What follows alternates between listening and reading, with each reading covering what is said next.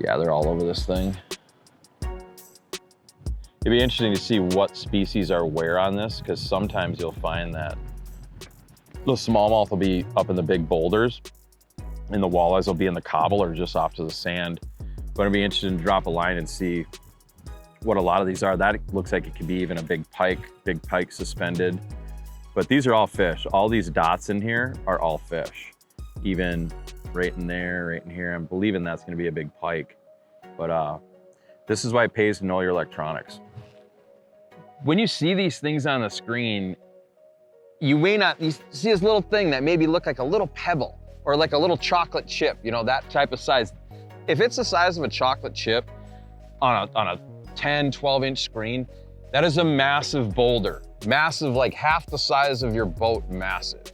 And on clear days, on Mille Lacs especially, I can physically see what I'm looking at. And a lot of these boulders are 6, 8, 10 feet across. So just because it looked the size or half the size of a chocolate chip, it really might be 5, 6 feet wide. So kind of let that sink in as far as perspective goes on what you're looking at.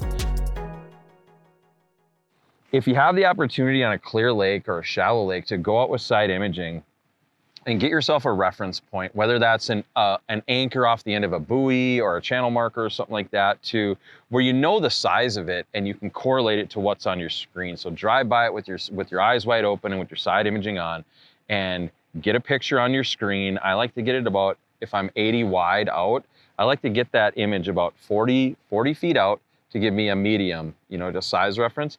And then you know exactly, let's say it's a 5-gallon bucket filled with concrete on an anchor buoy. You know how big that is. And then you can just rinse and repeat that as far as size goes on whatever else you're seeing on your screen. And that goes if you have a 7, an 8, or a 9. All your sizes are gonna be different. So it pays to get to know the size as it correlates to your screen size. Basically, it's sand into cobble rock, which is this to this. And then it goes into boulders. Like there's some big boulders about half the size of the boat. And then it's the unicorn spot. It's sand, cobble, boulder, right up to a break. And on the top of the break is the creme de la creme. It's coontail on the top of that break. I mean, you describe that to any fisherman, whether it's a crappie, walleye, muskie guy, they're just gonna be all over that. And that's what this spot has. It's one of those spots where when you find it, you don't really tell too many people about it because they usually always produce. When I say picture perfect, fish, boulder, looks like we have some suspended bait here, more boulders. If you're after fish and you mark a bunch, a lot of times if you leave those fish to find other ones, you're just gonna fail. So stay in and learn as much about the process of catching those fish once you're on them as you can immediately, whether that's color, depth, whatever information you can extract. Do that ultimately first and then move on to find more fish. But we're gonna drop a line here and see if we can't get a few of these to bite. I usually start with something with a little bit more yellow in it. I like a little chartreuse, I like a little yellow, I like a little green. I'll start kind of in this row, but if those don't work, I'm quickly into my naturals or my white and blues or my parrots and things like that. I don't know, it's a good fishy color. I don't have the science behind it, but if this doesn't work, I'll be tying on gold right away and chucking it out there.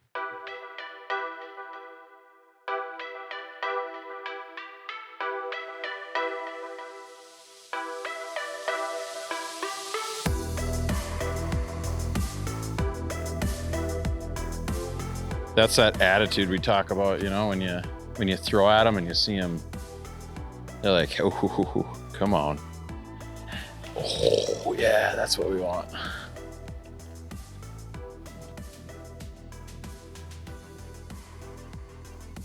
Got one. There we go. That was like how that's supposed to work. Like this walleye is in like 7, 8 feet of water, and I'm just gonna process this fish super fast because there's a bunch just like that. And there's still like 4 or 5 of them there. Get up on these fish, creep up on them, and there's the result right there. So for all you guys that aren't like believing in live technology, forward-facing sonar, get to know it, get really, really, really good with it, and just spend some time with it and you'll catch fish just like this. I mean, you don't have to go out and be a pro with it. You just gotta know with what you're seeing. Like these little deals that we're seeing here are definitely walleyes. So when you see that, throw at them, work your jig, vary your cadence, and you'll start putting walleyes in the boat. It's actually pretty simple. Once you know what fish look like, it's super easy to start just catching them. So the color palettes, I prefer 2 and 3 and 4. And the reason I do is you get so much more depth, I feel, in those color palettes.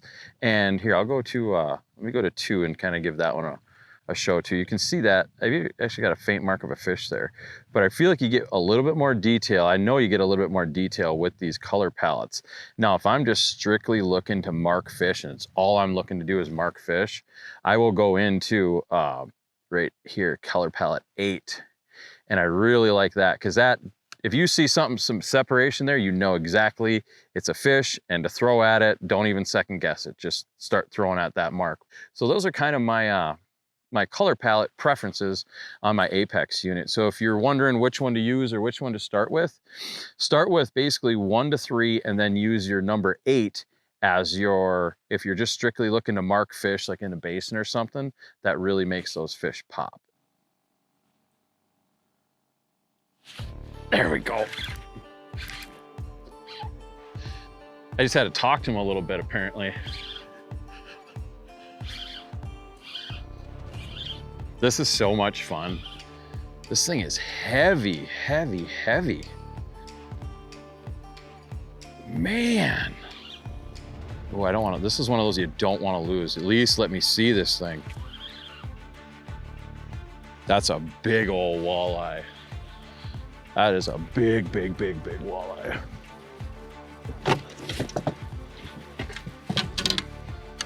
Look at this big old golden chunk of a fish. Oh my. This is, if you haven't seen Mega Live at work, well, you just did, because that right there is a specimen of a walleye. And you saw it from start to finish, from the cast to the hook set to marking it on Mega Live. Like, that is why we do it. And look at how he ate that. Like, super cool, super nice fish. And this is really one of those things where you can come out here with, you don't have to have a 12-inch screen, a 13-inch screen. You can have a 7 and 8, 9-inch screen and come out here and do this and just have fun. It doesn't matter if you're catching bluegill, crappie, or walleye. Like, the system's the same. If you see a fish, throw on it. If they don't bite, change your color up, change your bait up, change your retrieve up, and you'll start catching fish like this. You know, there's a lot of naysayers with this technology, and we're all over here and, you know, in Camp A going, you should probably start to learn it because it's that good. If you look at even side imaging, so many people were naysayers against side imaging and how it was going to destroy fisheries, and now look at where we're at now, and it's an absolute tool that I wouldn't go out without it. I mean, side imaging in the summertime is just an absolute amazing, amazing tool for finding fish. And then to put live on top of that with quality mapping is, I mean, it really makes anyone with this technology in their boat a force to be reckoned with. When you can see the reaction of something, it tells you everything you need to know. There's a nice one right in front of the boat. I gotta get on him. That fish came up to that and swung away. And if that happens twice, 3 times, I'm changing bait or I'm changing lures. But the cool part is now we can see that, and you're not, the chances of you trying to force feed a fish nowadays with this is very, very rare. And your change time, the time it takes you to adapt and to get into the fish catching zone, it speeds it up about 50, 60, 70%. There we go. That was right boat side. Again, super, super skinny water. I'm gonna boat flip this guy. Oh, come here. And we are processing these fish pretty fast right now. What we're seeing is they went a little sluggish on me for a little bit there. They went a little sluggish, and you'll notice what I did here. Change the jig color, moon glow. And right there, it's a perfect little eater walleye. And again, these microscopic changes we're doing, the fish are still here. They got a little sluggish on us.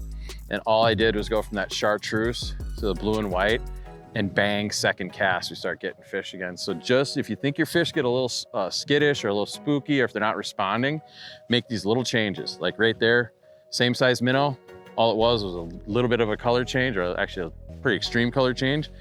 Second cast, bang. So don't leave fish to find fish. Hone your techniques even further and start putting more in the boat. We just jogged 15 feet there and you didn't even feel it. Like even before it was good. Like it was really, really good before. I didn't really think it'd get much better. And now being able to, oh man, now being able to just scoot over super, super quiet. The motor doesn't kick up quite as high, or maybe it's the new prop. I don't know what it is, but I do know that like it's way more accurate, it's way quieter, and it's just awesome actually. Oh, that was like clockwork. This is so fun. I mean, that's why I would encourage anyone, just get out here and start throwing jigs around at marks you see. And it's just so much fun. I have my kids out here doing this, and there's nothing funner than the old standard Minnesota jig and minnow and a walleye. I mean, it's just like one of the coolest things in the world. And the other neat thing is, anytime you can see fish, when you can see fish, cast to them and catch them. This guy's a little rowdy guy. He's all mad that we hooked him, and I would be too. If someone literally threw a jig in my bed and I snacked on it, I'd have the same attitude. But if you're curious on what things look like, the best way to end this is to go tie a jig on, go find some fish in the fall or spring or whatever time of year, and know what you're seeing and start throwing at them, and you'll start catching fish like that. It's literally that easy. So anyway, get some jigs, long shank, short shank. All you gotta do is put them on the Mega Live screen and start pitching at them. And if you're not getting bit, don't get frustrated, because the main thing to remember too, fish don't bite like this every day. Some days you go out and you're only gonna get 3, 4, 5 of them. Some days you're gonna go out and get 15, 20, 30, 40 fish. But the main thing is just knowing what you're seeing on your screen, so you have that confidence so that you know when you're throwing your jigs at them, you're throwing at fish and not rocks or not weeds.